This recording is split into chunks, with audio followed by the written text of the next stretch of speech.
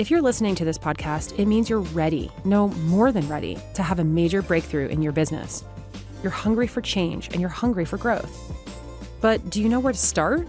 Or if you've already started but are feeling stuck, you need some help, someone to talk to about your business plan and how you can accelerate growth.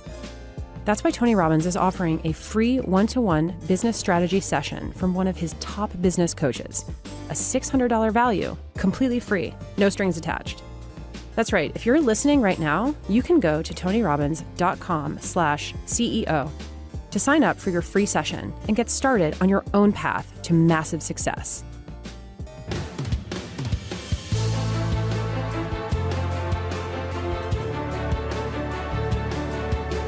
Today, over 35 million people subscribe to Sirius XM Radio. But it was only 30 years ago that the very concept of delivering high-quality radio service to listeners via satellites was almost inconceivable. And yet it did happen. In the early 90s, the FCC established frequencies and licensing rules for the first ever satellite digital audio radio service. And it was all due to the persistence of one woman, Martine Rothblatt.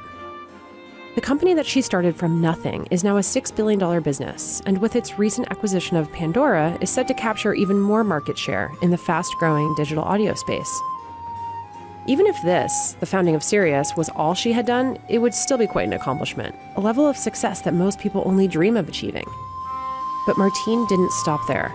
She pivoted her entire career as an engineer and shifted her attention to biotechnology, creating United Therapeutics in 1996 after finding out her daughter had pulmonary hypertension, a rare, life-threatening disease. Today, United Therapeutics sells 5 FDA-approved pills for pulmonary hypertension and is experimenting with pig cloning and genetic modification to create organ transplants the body doesn't reject. When Martine found out that 80% of donated lungs end up unusable, she figured out a technique to manufacture them in unlimited quantities and overcome the severe shortage of donor organs. She even went on to invent the first electric helicopter to deliver them in a way that's environmentally friendly. Martine was the top-earning CEO in the biopharmaceutical industry in 2018, earning a compensation package of more than $37 million. But she's not just a pioneer in business. She underwent gender reassignment surgery decades ago and has been a powerful advocate for transgender rights ever since. Earlier this year, at Business Mastery, Tony had the privilege of speaking with Martine, and he was completely blown away by their conversation. Listen closely, because in this episode, Martine shares how she has built her entire career on achieving the seemingly impossible, and she also reveals her own process for turning visionary ideas into technology that we can use every day. Thanks for taking the time. I know how crazy busy you are, all of you are. So to take the time to help these entrepreneurs here is really, really beautiful of you.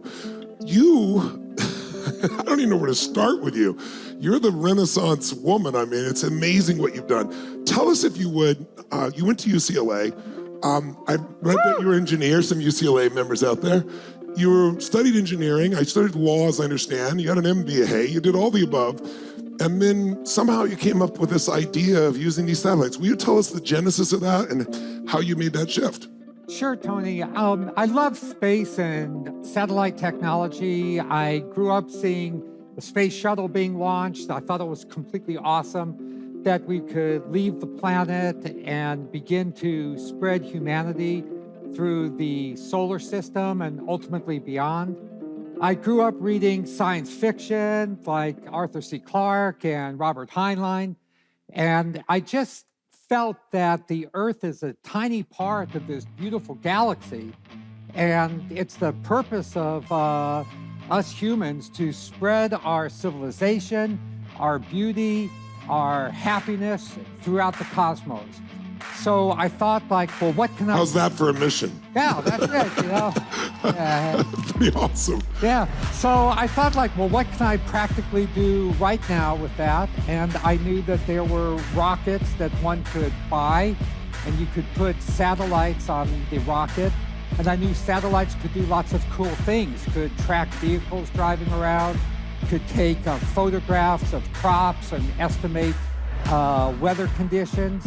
So I began to think, well, why couldn't we use satellites to broadcast radio so that people driving long distances wouldn't have to keep tuning to a different channel of the radio? and that you could in fact have, instead of just 10 or 20 channels in the city, you could have hundreds of channels, and every niche of radio, every genre could be appreciated. So I did all the calculations. At what age did this happen? When did you get this insight? This was my 30s. In your 30s, Yeah. okay, got it. So I put together all these calculations. I submitted them to the Federal Communications Commission, and ultimately they approved it.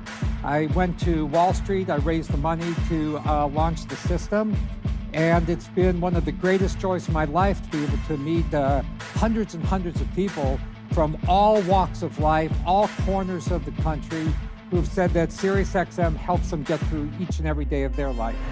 Tell me, give her a hand for that. It's amazing. Tell us some of the stages in that growth. So you come up with that. It's a large idea, to say the least.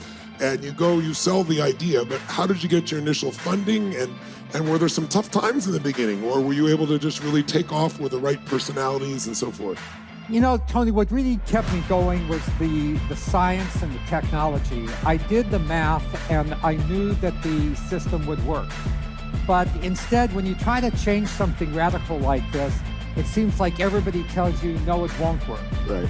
But, a million people can tell you that 2 + 2 is not 4, but you're not going to believe them. You know 2 + 2 is 4. So I did what are called in engineering the link budgets, the calculations to show it would work. And when people would say, no, it's going to get blocked by trees, it's going to get blocked by wires, it's too far, you can't have an antenna on a car pointing to the satellite, I said, well, let me do a demonstration for you. So I built an antenna on top of the USA Today Gannett building across from Washington, D.C. It's the tallest building in the Washington, D.C. area. And I made the power of that antenna equal to what a satellite would broadcast. And then I equipped a car with a flat antenna that was right inside the roof of the car. I brought all the FCC people into the car, and I drove around. I drove through Rock Creek Park. If any of you know Washington, D.C., it's full of trees, and the signal worked perfectly. So then they couldn't say it wouldn't work. Then I went to Wall Street, and they said, okay, it works, but nobody's going to listen to this. Why should somebody pay for radio when you can get it for free? I said, well, you pay for TV.